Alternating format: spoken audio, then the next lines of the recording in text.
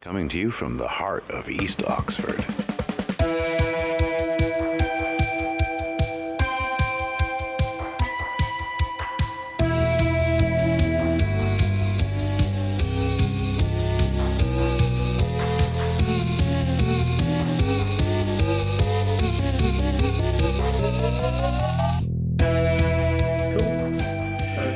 You're doing one run on this? One run. Get it right the first time. Don't mess up. So how long is the, well, roughly? How long's a piece of string? Quarter of an hour? 10 minutes? Whatever. Could be 2 hours, 3 hours, whatever you want. Till you run out of things to talk about. No, I need your whole life story. I need a life story of all your children, no, you your don't wife. need my life story. Right. Well, Where were you born? Tell me where you were born. I was born in Doncaster. Oh, yes. It's a kind of non-place, and I think Margaret Thatcher wanted to shut Doncaster, Halifax, Hull, and other places down as not suitable for continued use. But the whole area? She was, I suppose, jesting, but she had no interest whatsoever in certain towns in the middle of the country being, I suppose, intentionally going forwards. Not at all. So Has I she was had a born in bad Doncaster. experience with someone from Doncaster or something? Yeah, it's all right. Yes. But there was no coal mines or anything up there? Yes, a lot. Oh, okay. Very much so. Was I affected? But we weren't there for that long before, and we moved a lot. Okay. Because my father worked on the railways, and we had to go where he went. And then he was in the Second World War, and he disappeared. So I saw him when I was 7 for the first time. So he came back from or at least he came home. Yeah, when he came home, yeah. Luckily he did. Yeah, that's right. They used to say that people who came back from the war, how was it? It was interesting, provided you came back. Yeah. You're right. But it was a happy childhood. Yes, I've got to say yes, because I was well looked after, fairly disciplined in my context. Not poor, but whenever we went for our summer holiday, we were told we'll eat bread for a month. That's all, to recover from the expense. At least you had a holiday. Yeah. And so what do you think in your childhood led you to kind of lead you to where you are as a professor at Oxford? No. What happened? Oh, well, I went through kind of school, Yeah. like most of us do, reasonably. I was never very happy at school. Why do you think that is? Were you a bit Aspergery or ADHD? No, I think it's because we moved all the time. Okay. So like socially. So you had no roots and not much where you were at home. So friendship bases are one of the things you really need, I think, to keep you comfortable in the head. And I didn't have too much of that. Okay. But it was okay. And so I went through the usual thing. And then I had a shock, I suppose. But we all had a shock. I had 2 years in the army, because everyone, right at the end of a thing called national service. Right.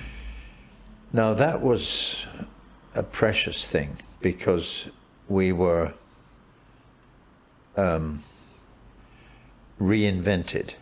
The army, within the first day, you took anything you brought for your 2 years worth of military service, your toothbrush and other things, the whole lot was put in a bag and sent home. Oh no.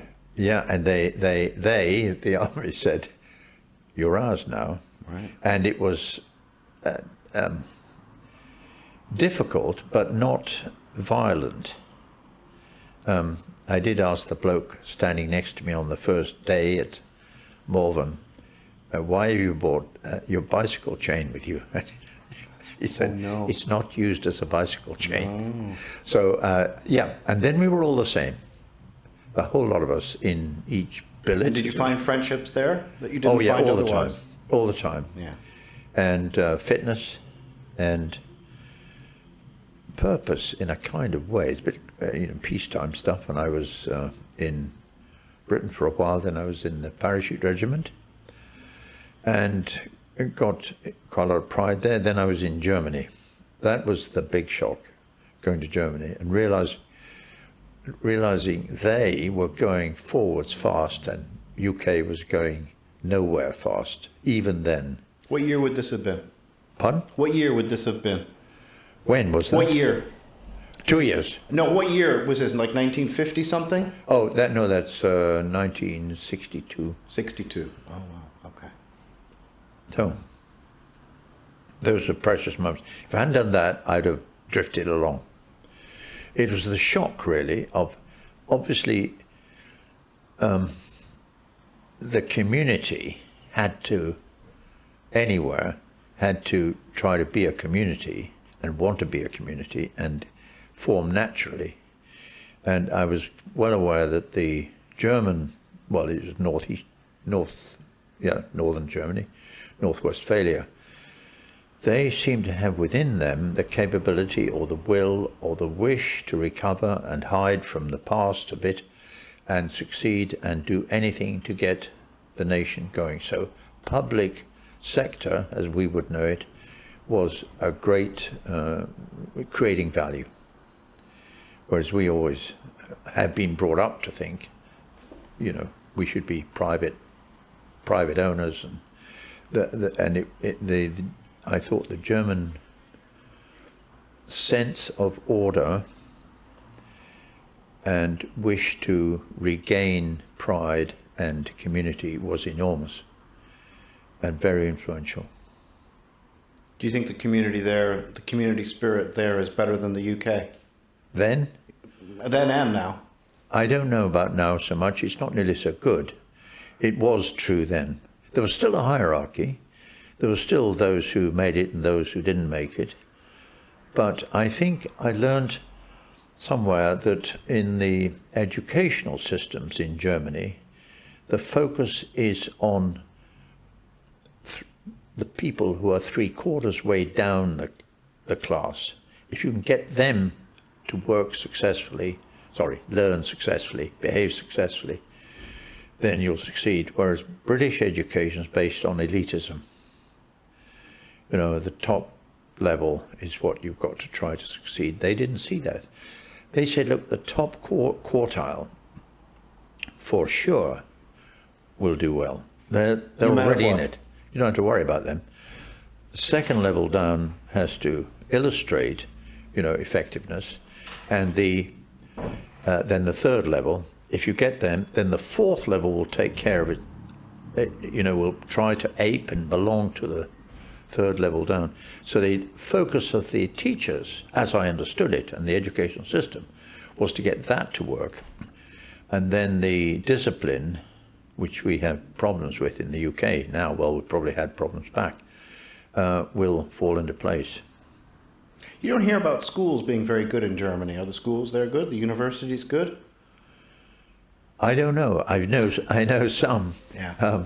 But yeah, Bonn or something is supposed to be good, and Leiden or something is. Yes, I think certainly there's a lot of engineering seen as very important, and mechanical engineering was the top thing to do. So anyway, that was way back, and then I came out of that, and I went to London University, LSE. I went to actually, rather than though I'd done a sort of mathematical basis, and did a degree which combined economics and mathematics. And Was that helpful? It was helpful that I could actually master something. Right.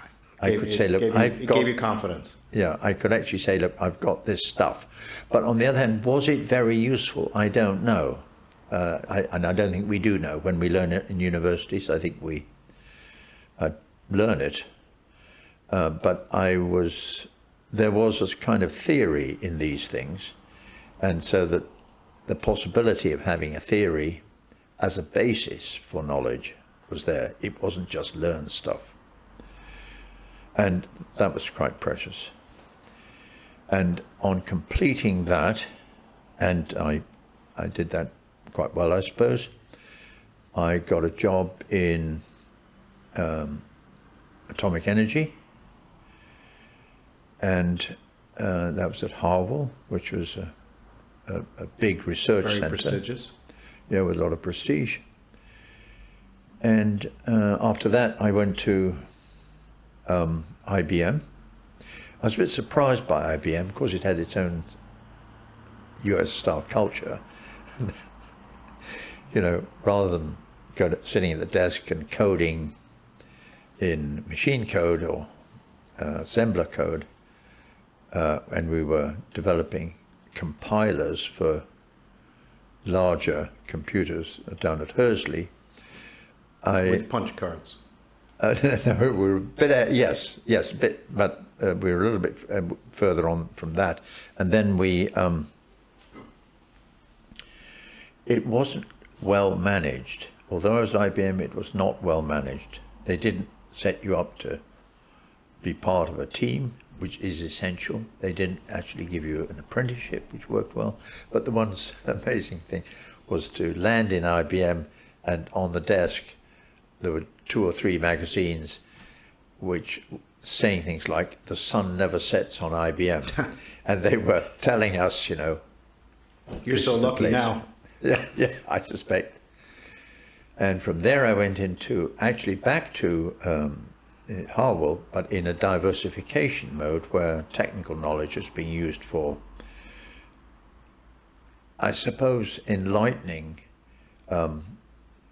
non-technical companies, or possibly purely technical companies, into how could they actually diversify and get their products and perspectives into their employees in order to take it on into commercial world, the commercial and application world.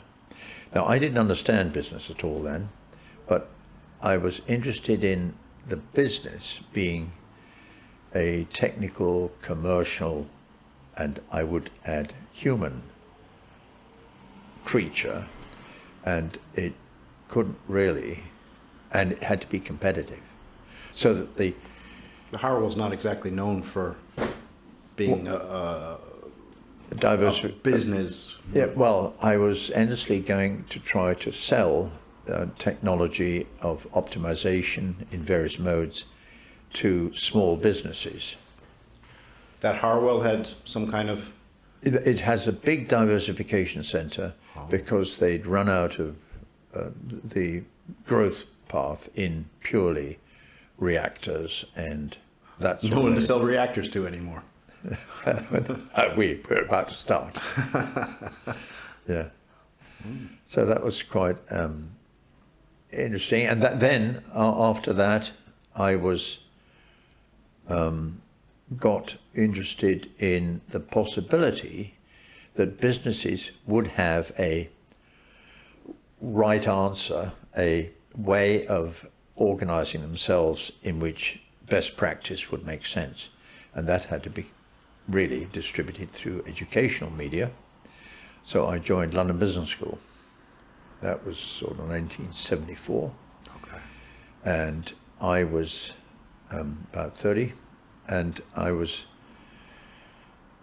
wanting the idea of business education to have a value. My goodness me, that's in a very different world now. But in those days, I think when London Business School was set up, it had, I don't know, 70 students per year in those days, just a few. Mostly English? Most of them were English then, because the early business... as international student back then. Yeah, but now we have 3% at Oxford. That are English? English, yeah. No kidding. 3% are English. The rest are from all sorts of points, but really, in the case of Oxford, it's very expensive. It's got a lot of status. Its magnet is, I'm an Oxford graduate. But yet no one who's English goes there. You would think the reason to go I know, to an English school is to get some of the crazy. English to rub off on you, and you just with other. No. That's fascinating. Yeah. So I mean, they all speak English, obviously, very well. But they're not English. Yeah.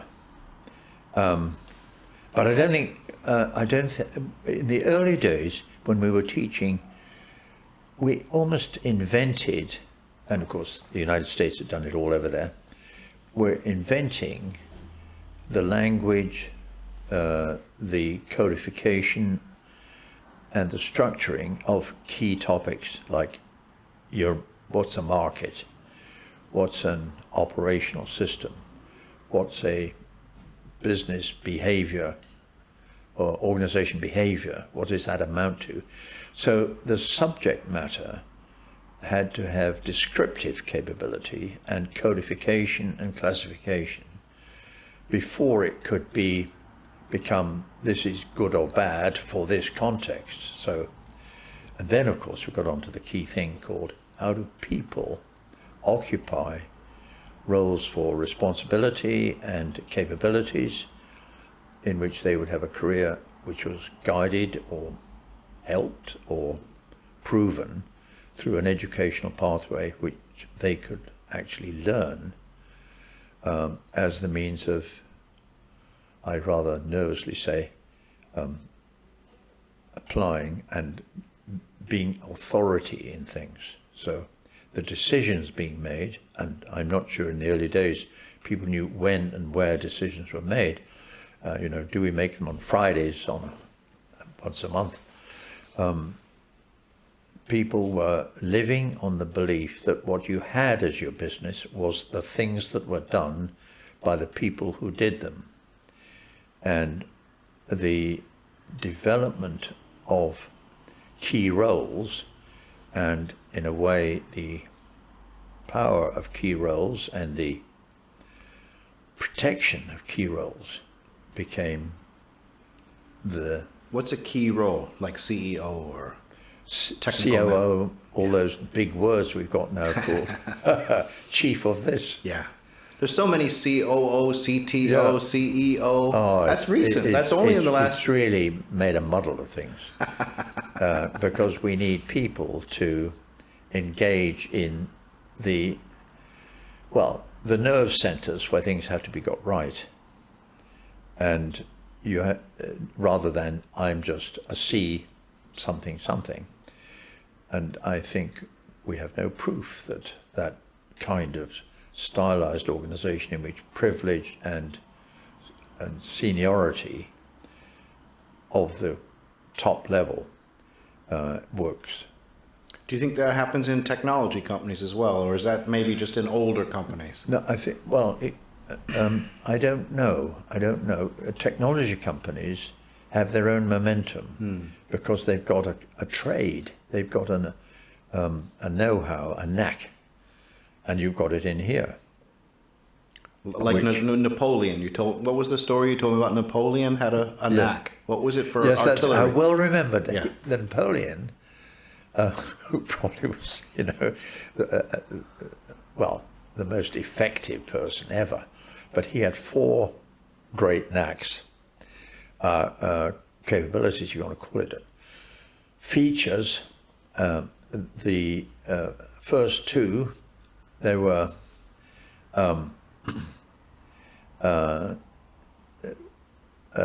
one was speed, doing things fast. God likes speed. Well, he said you can do more, and you're seen as more if you can move your army quickly.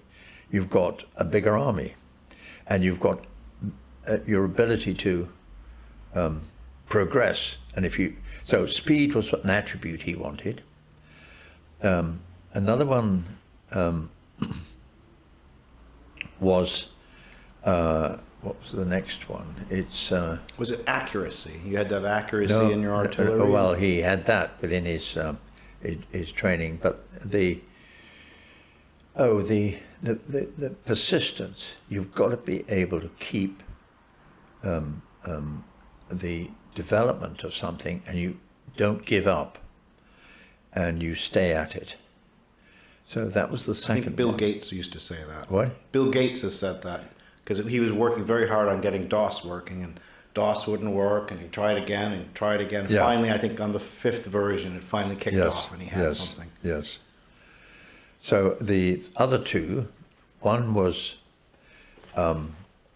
having a knack, and you're right to say that. If you have no knack, I'm not sure what you're doing to help you progress and be more effective and naturally effective in some area. Napoleon's was actually artillery. He really knew how to handle groups of artillery. And the last item was context, i.e. understanding the environment, the local environment in which you're operating. So that was the fourth thing he wanted. What would be an example He called of it that? Like- topology, actually. What? What would be an example of that? Say if you were Microsoft, what would be an example of your topology? Operating systems or something. Would that be your topology? It would be any, he said, physical layout and knowing where your boundary is and knowing how, I mean, his basis of topology, his interest in topology was when he was a lad in his family in Corsica, he had to know the terrain in which they worked, lived, and he practiced knowing the topology and geology, if you like, of the rock formations, because he would understand that better than others to escape the bandits who were trying to catch him. And that's also why he could move quickly. Because if you know if you're on a so different it type was of really rock, those ones that were seen as the critical ones. And are they the key ones? I don't know. But they're the ones which enable you to do things. You can't just do things. You've got to normally do things within a group and within a business. And these four characteristics seem to be the basis of a winning position and succeeding. And leadership, really. without the knack. Yeah, without the knack, there's nothing. Yeah. And I guess that gives you confidence as well, that to know what I Yes. can do, I've Yes. got this. Yes, I very know much I so. can- So now, insofar I've been at London Business School a long time, and then Oxford. Well, I'm an associate at Oxford. I became emeritus when I finished at London. London Business School moved gradually into, well, a very diverse school and with very sophisticated characteristics, so that, I suppose it got concerned with you become a top person if you go to London Business School, and therefore what they became interested in was not the nuts and bolts, but teaching globalization, teaching about finance and financial predictions, financial risk, teaching about markets and competition patterns, but all about the business, not doing the business. What the top schools missed, and indeed almost all the schools, is could you actually run a business? And that question isn't able to be handled in schools because the educators have never been in business. Now, it's not they have to be, but I think students who come at any level, at a senior level or a lower level, respect people who have confronted the nervousness of business and the uncertainty, not uncertainty because you just don't know, but the fact that you've got a collection of people and some will be on your side and some will not be on your side, and you've got to cope with dealing with the not just the resistance of people, the fact that they don't feel you have to worry about it. I remember discussing with you for quite a while, based on the interview we had with you, was you were talking about, as it turned out, to your surprise, 18 factors, which you said, unless you can take care of these with the people who are here, you're at risk. And your whole job is not to avoid risk simply, but to have the confidence that you've got, well, maybe 10, maybe 20, but it was actually 18 factors which, in your talk about this business, were alluded to by you, and it was not me listing there are 18 things to think about it, because sometimes you wouldn't need that many, sometimes you might want more. But it did seem that who's taking care of what, given that it's on trial, and businesses are always on trial. Yeah, you're only as good as your last job. Yeah, yes. So I've rather changed my mind about what's important. I worry that business schools actually teach people who are on the board, wanting to be, in quotes, leaders, but actually the people who run the business are in the middle. And like your two guys here, because they know what you are looking for, what they are looking for, and you can fit it together. And I think that's where success comes from, in the middle somewhere, around, and on the time scale of perhaps a month, 2 months, that you're not dealing with very long-term issues, big strategic issues.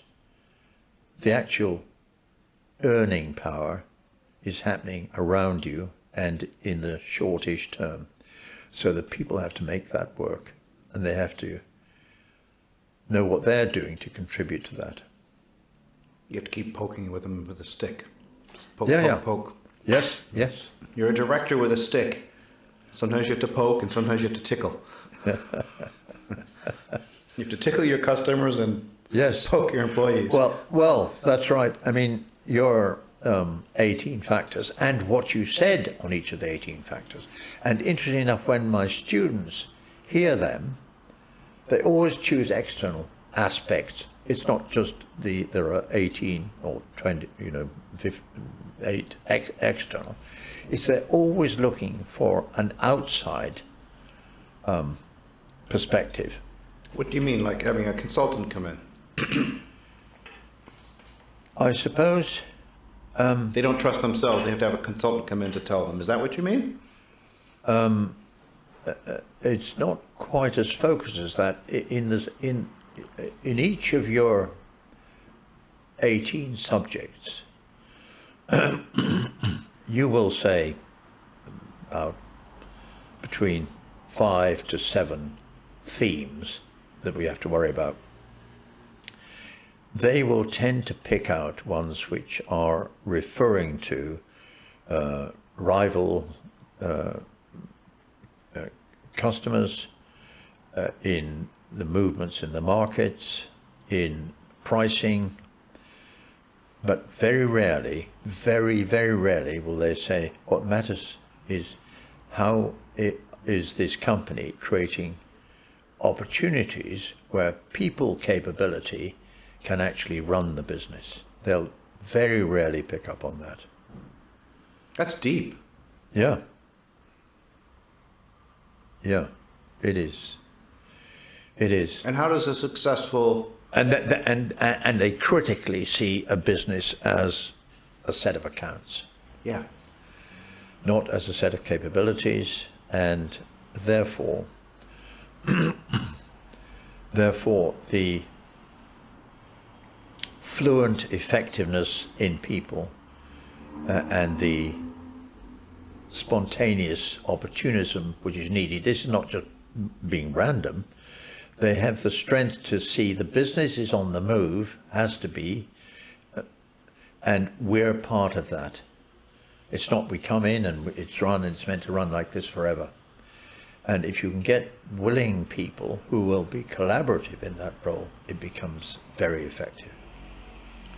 Yeah, it's difficult sometimes. Some people come in and expect everything to happen for Yes. them, and others are, happy to contribute in other ways. That random things might come along that need to be resolved and fixed.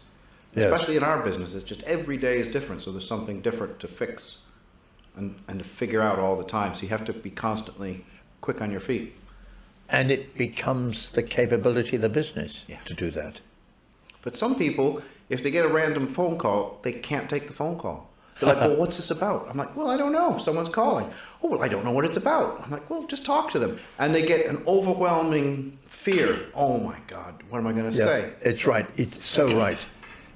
You've got to have that, and the word is that old-fashioned word, the courage, and preferably spread courage within the business to engage with necessary recovery steps or opportunity steps or exploratory steps, or just being checking that you've got your own, as they call it, our normal way. The Toyota companies, when it developed the concept of lean practices, they would pursue what is the normal way we would do things. And it's not just Kanban and Kaizen and so on as words. They have a normal way of doing things.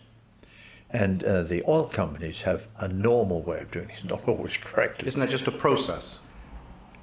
Yes, but the word process is so overused now that, yes, it is a process. It has to have pattern, but the pattern must be an efficient pattern, not just a bureaucracy. And not adhered to slavishly. You must Yeah. always be able to throw out pieces of it and Yes, jump about along the way to be able to figure out how to get to that's it. the fix. That's it.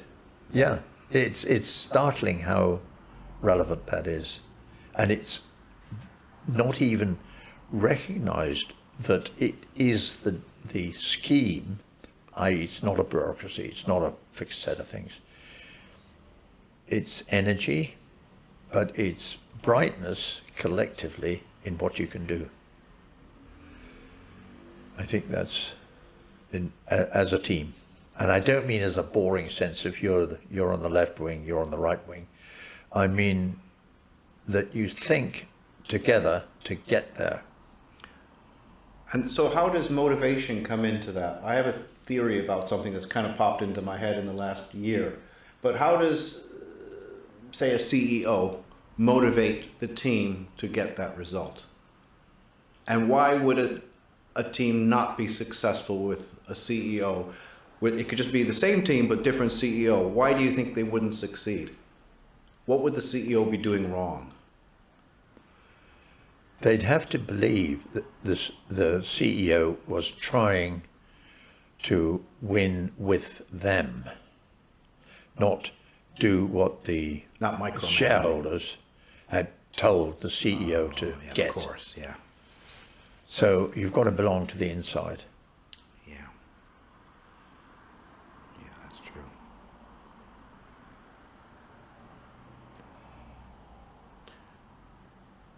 In some companies, middle managers will always pretend that they're on the side of the guys on the shop floor, but really they're not. Really, they want to be with the CEOs, the middle managers, but they'll pretend that they're on with the shop floor. And I think the shop floor guys can smell the bullshit. They can smell that they're not really on their side. Yes, that's right. It's you speak about the most critical aspect of British society, I think, now, because we're when we get our students in Oxford from overseas, they see the power of the class system. Now, some say that if you've got a good class system, it's already there, so you don't have to force it onto people. But I think yeah, you have to win win through the managers managing well, and I suppose. But it's an honesty as well, isn't it? Sorry? You have to be brutally honest as that manager or the CEO who's leading that team. If you get parachuted into a company to manage a team, say with Twitter, where Elon Musk had to come in to manage a company, it must be, people must be very afraid to have some new guy come in, but then how does he convince them that, okay, you can trust me, I'm not going to hurt you, and that what I'm saying is the right thing? It's very difficult. It is. It is very difficult.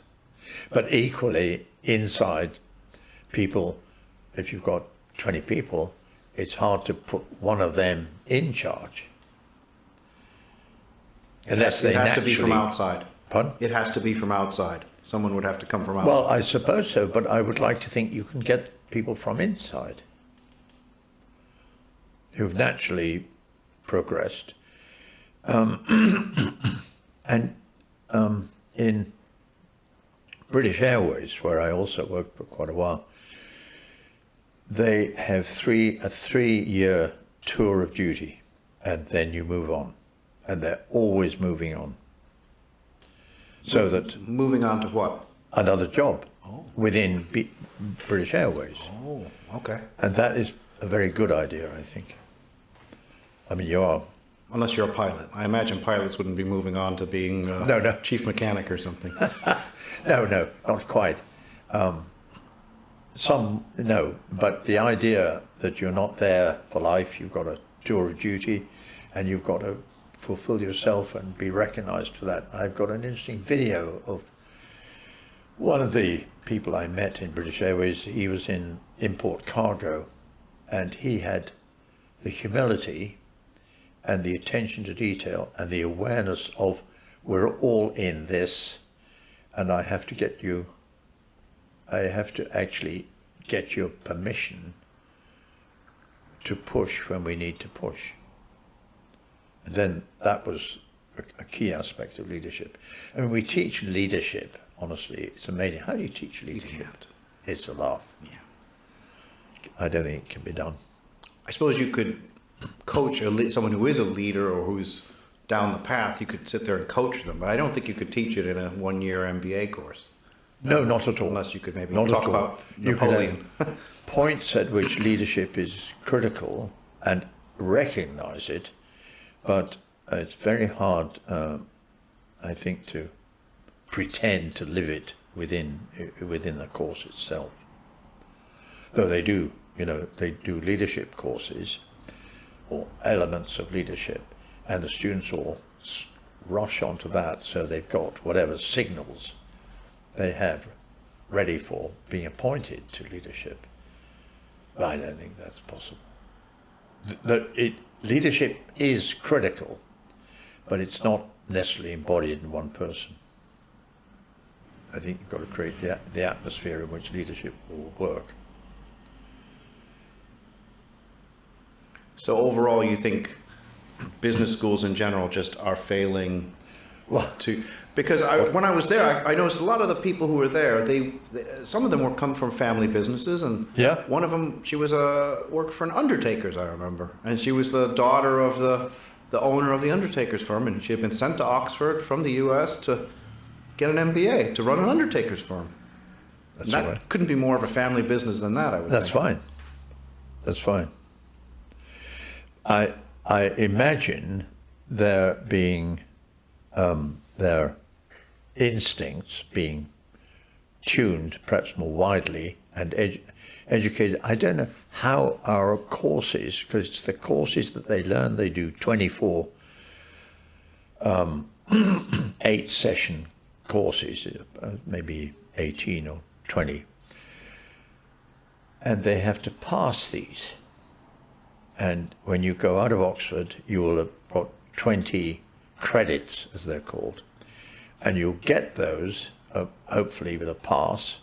There is no feedback from the exams they take. I think the care of, have we done a good job with them? Have they learned something from us? is not at all well conceived and constructed within the educational system. How does it show what we might have caused you to learn or enabled you to learn on this particular course, and what are those things? We use the famous blue suitcase study with students, and they choose 7 of the 18 candidate topics, and they have to choose aspects of each of the 7 they choose, and that profiles them in a certain way. And in doing that, they are facing up to these 7 of the 18 characteristics, and because they are very, it's the only course where they're actually hearing a CEO talk about his business. Because what you normally get on videos in the classroom is some retired bank manager who was head of Barclays, and he does a speech or even comes and gives a talk. That doesn't tell them anything. It tells them about what he did. It's only when they have to form a view on what they hear as how things are done, or what is being worried about, what is being prioritized, that they begin to see how is business actually working. And it's always, how do we judge the next step? And you actually said, it's very, a very dramatic piece where I think I asked you, what do you look for? And you said they look for several critical things. And then you said, actually, I want judgment. Yeah, that's critical. And therefore, you've got to be in jobs where you have to make the judgment. Yeah. And it has to be made. And if you suppress these jobs or don't create the situations, make them naked in front of them, then there's no way forward. Yeah. So I think you've got to get people to want to not just do their best, but educate themselves by being an educated contributor to your business rather than just a routine and repetitive contributor. I have an apprentice at the moment. It's so funny watching him, and I tell him, well, he goes, how much is this? I go, I don't know, you decide. You know, I just wind him up, you know, just to get him. But that's right. Yeah. That's the excitement. You figure it out. Business is... Even if he's wrong, I don't care. Yeah. You know. I think that's right. I of course, wasn't expecting this kind of discussion, but I think this kind of discussion is what is needed. I'm trying to put together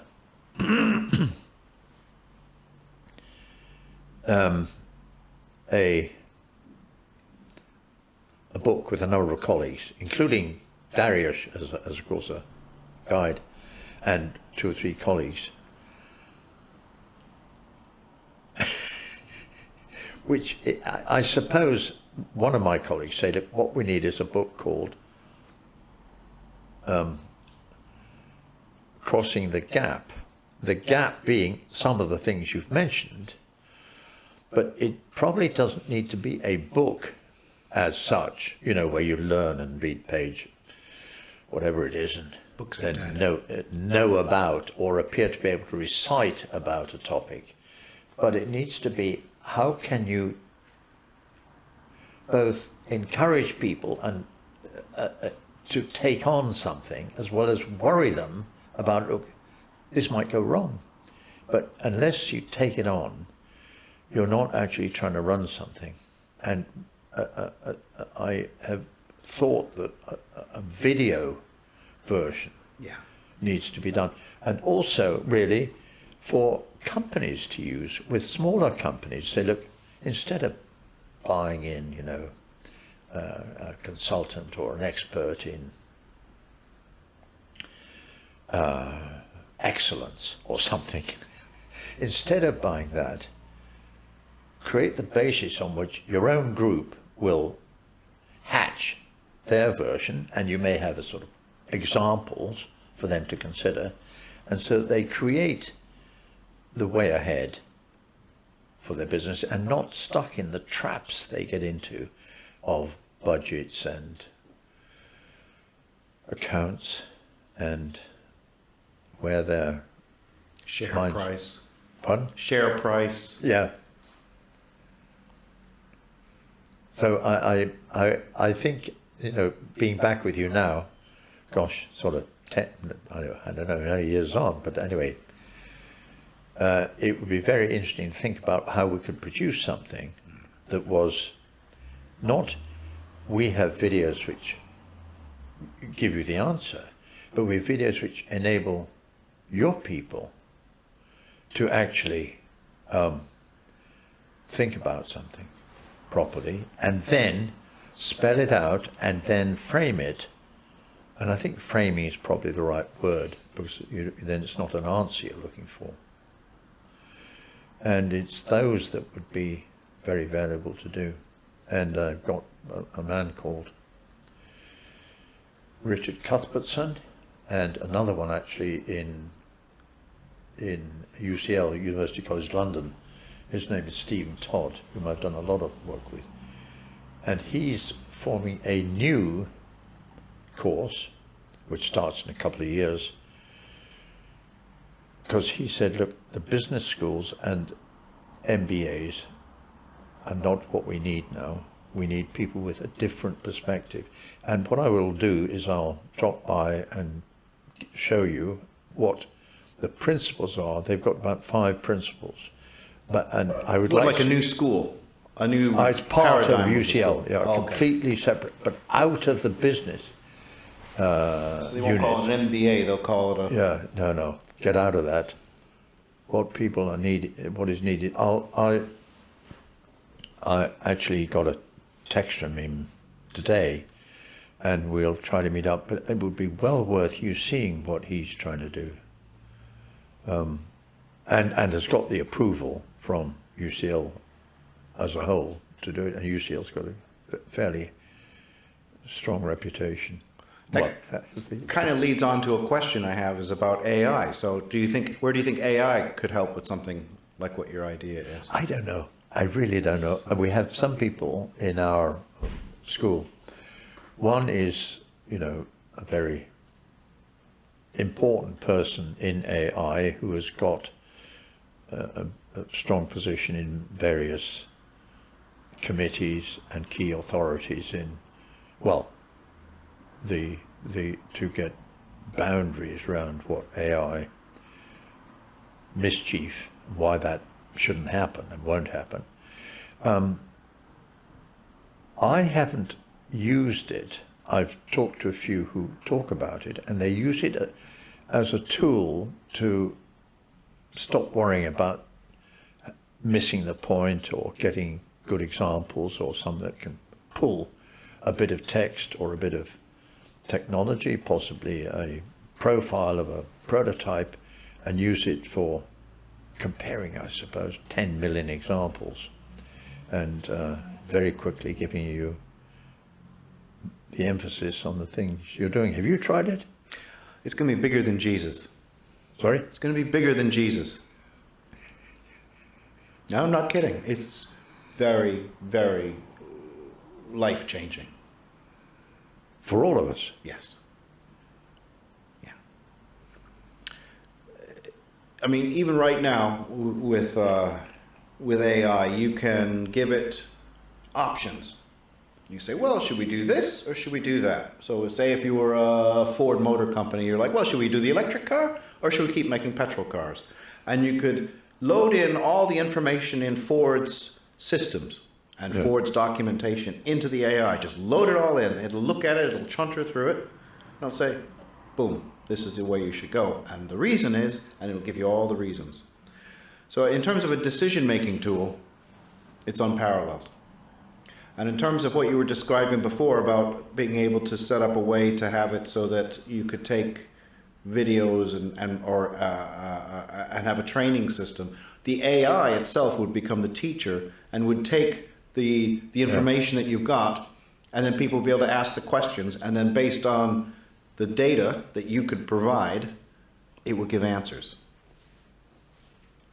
So would it mean no thinking was necessary by people? No, that's not it. No, but they will think that. No, they won't. They will think that. I think. I hope not. That's not what AI does. Yeah. AI gives you the ability to be more sure when you make a decision. I'm not sure what to do here. Should we do this? Should we do that? Because it knows everything. Yeah. It's like having someone who you can ask loads of questions of. So let that police car go by. But it has all the information that say if you wanted to ask, say if you were at Said Business School, you could have it go through all of the course notes and choose what's the most successful course to teach that will have the highest student involvement. And Yeah. it'll look at the student involvement courses and it'll tell you, yeah, boom, you want to do one on economics or something, or sales. Yeah. It'll take information and be able to give you an answer. Will it have within it already have the information, or do we have to? That's it. It can look at the existing information. Yeah. Or it can go off on the internet and go find the answer. Yeah. So think of a question. I can put something in here and we can try something. Do you have a question about something that you're trying to figure out? At this moment? Yeah.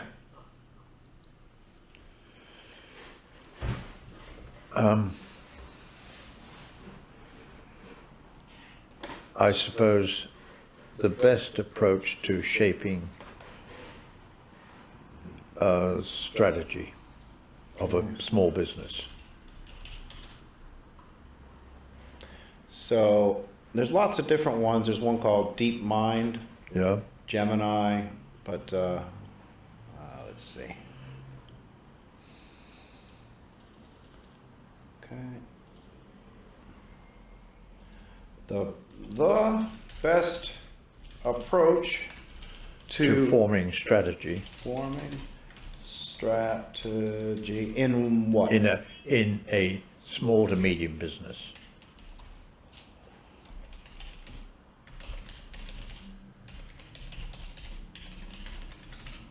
Yeah. The best approach to forming strategy in a small to medium business. So it goes just a sec, thinks about it, just to go out, and it comes up with an answer. Foundation, understanding your business, internal analysis, strengths and weaknesses, honestly assess your resources, capabilities, and limitations. What are your core competencies, and where can you improve? And then it says external analysis, opportunities and threats, analyze your industry, market trends and competitors, identify potential growth areas, anticipate risks and challenges. I'm exhausted. And then it says a SWOT analysis. You Yeah. should do that. Define your vision, setting clear and achievable goals, SMART goals, target markets, competitive advantage, marketing and sales, operational strategy, financial strategy, implementation, key performance indicators, regular reviews. Key considerations is flexibility, focus, resourcefulness, customer focus, and employee engagement. Is that right? It's not wrong.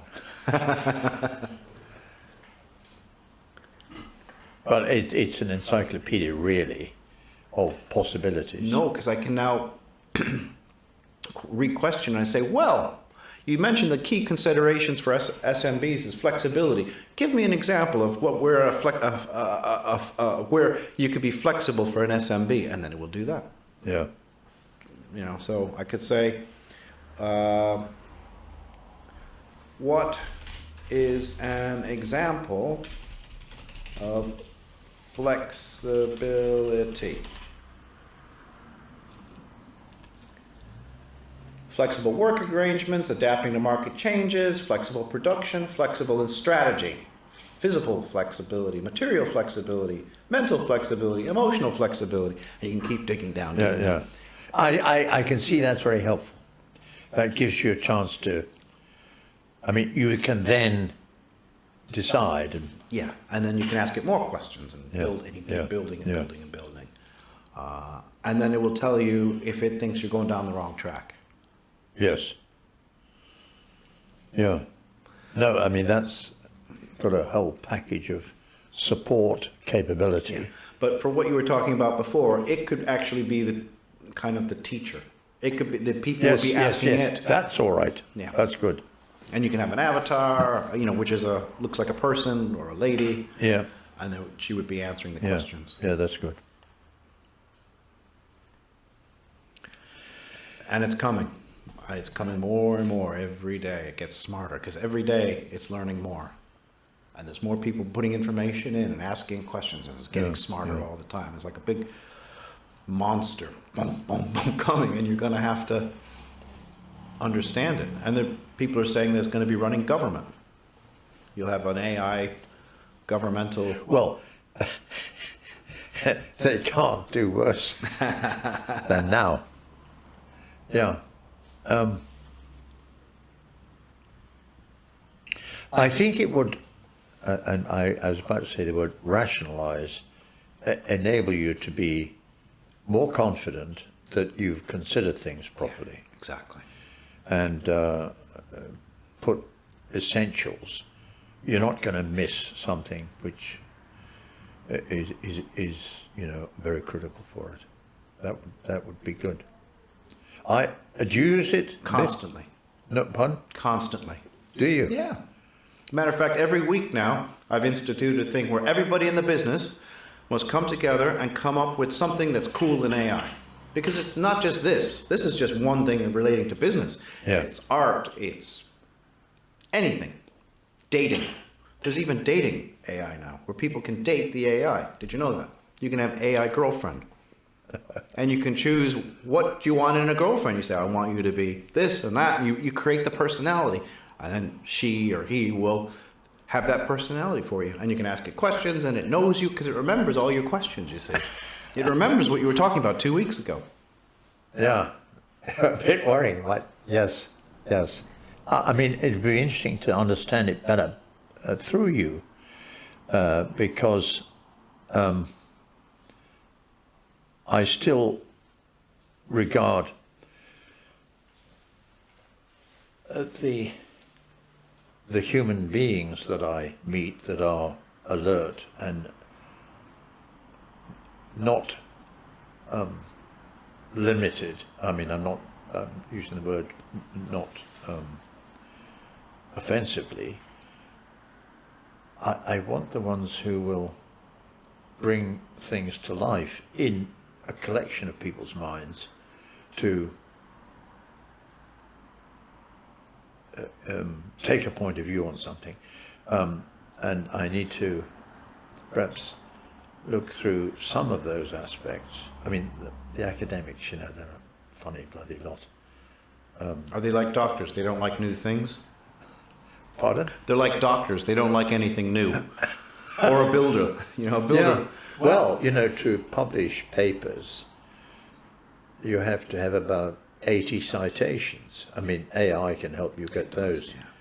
But then it's the question of actually researching them and selecting them and proving them and evaluating them becomes, are the actual scholars, as you might call them,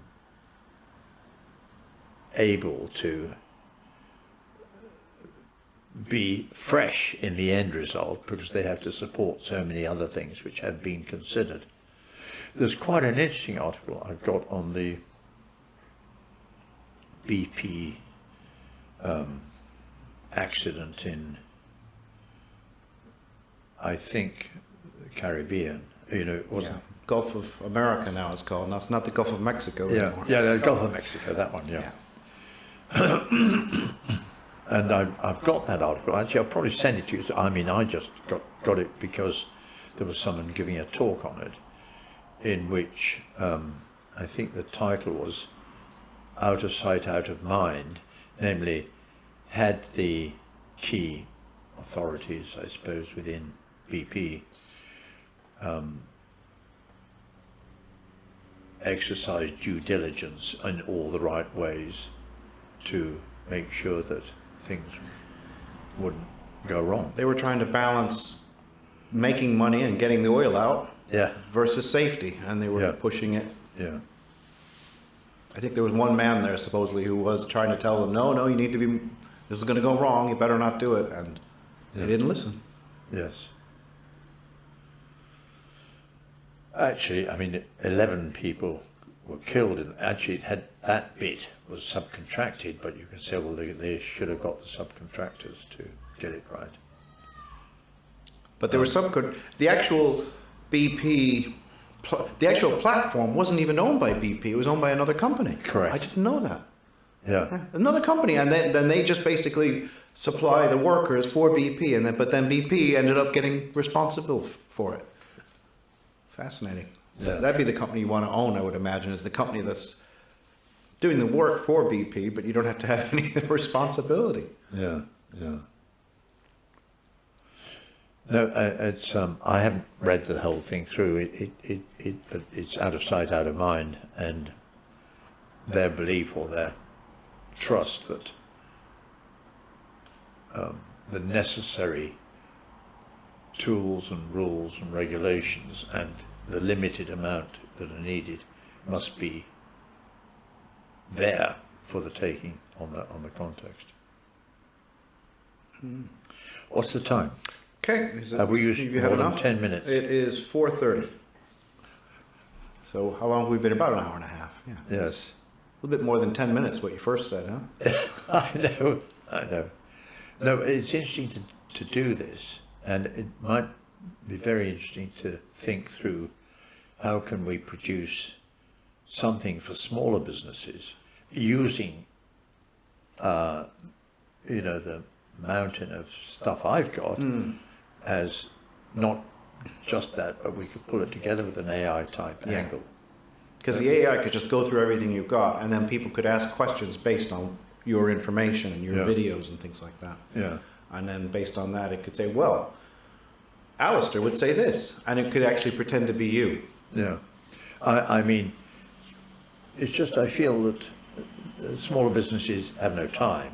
Yeah. But on the other hand, AI would create the time. Yeah. That would be very helpful. Yeah. And they wouldn't have to waste as much time, maybe. You know. But look, let's keep in the loop and try and put this together, because I said to one of my colleagues yesterday, Richard Cuthbertson, I said, I've got to give 3 days a week to this now. And that was now.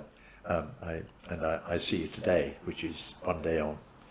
And I was this evening doing some review of how groups of MBAs, actually rather good MBAs in Poland, they're about 40 years old, 30, 40, because they're in business anyway and they're doing their MBA, seeing how they could and could not use tools or judgment in the way in which they were asked to help a smaller business, very small sometimes. So I'd like to see how do you get out of the trap that people have got into, which is in their own minds and stuck with how they can actually break free from the limitations they've got. And I think AI would open up those possibilities. And people would trust it. You People can trust trust the it. AI. Yeah. And that's right. Yeah. Yeah, because it's based on It's fact. based on fact. Yes. You hope. But, it's fantastic seeing you Thank and your you. people, Thank you very much. really. And let's take this a bit further. Thank you very much. Yeah, you can be like a regular guest. You can come in with. You can be a regular guest and come in and we can discuss I think something. So. I think so. Yes, and the MBAs and the universities are seeing people at a level at which the reality is not in their minds. You've always said that. Yeah. Yeah, yeah. They would say, well, the reality is in the reality itself, but they don't know how to describe it in order to frame it. But they're also doing what the bigger companies have asked them to do. They must have focus groups where they talk to, the shareholders of IBM and the shareholders that's right. and they say, well, we want our MBAs to know this and know that and know that. Yeah. It's very similar to almost what Ford wanted. He didn't want people who thought. I don't want workers coming in here thinking. I want them to just come in, hear the bell, go get to work. Yeah. MBA workers are almost like Ford employees, 100 years ago. Just Yes. shut up and do your job and don't think too much. Let's change the world. We'll do that. Thank you. That's good. Very good.